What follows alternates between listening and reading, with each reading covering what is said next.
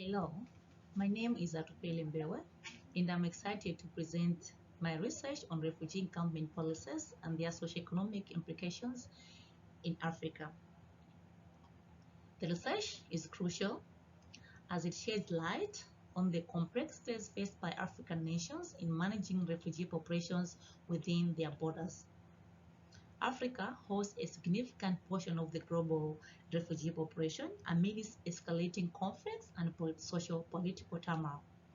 In response to these challenges that are posed by migration across the continent, African nations adopted diverse encampment policies. However, there are international and national legal frameworks that provide legal framework for refugee protection. For instance, the 1951 Refugee Convention and the 1969 OAU Convention, which aims to protect the rights of refugees, ensure their well-being, and provide a legal framework for states to address refugee issues. While the 1951 Convention has a global scope, the 1969 Convention focuses specifically on addressing refugee problems within the African continent. Implementation of these frameworks, however, varies, with some nations adopting restrictive encampment policies like Malawi and Kenya, while others like Uganda offer more inclusive approaches. Malawi's and Kenya's refugee policy focuses on providing refugee and assistance to refugees within its borders.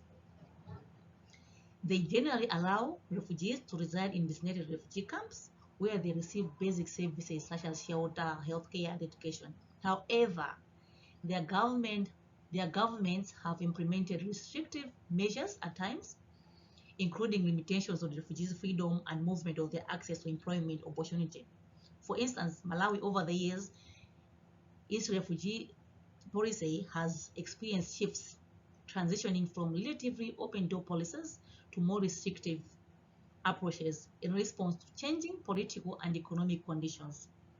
Kenya, on the other hand, has implemented stricter measures, particularly in response to security threats.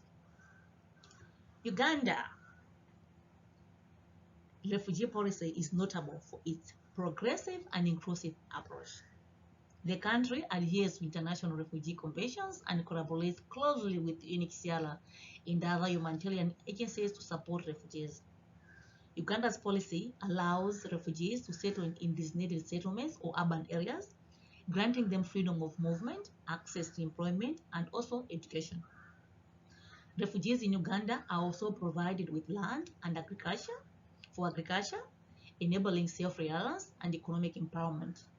This approach has been praised for its effectiveness in promoting refugee integration and fostering positive relations between refugees and host communities.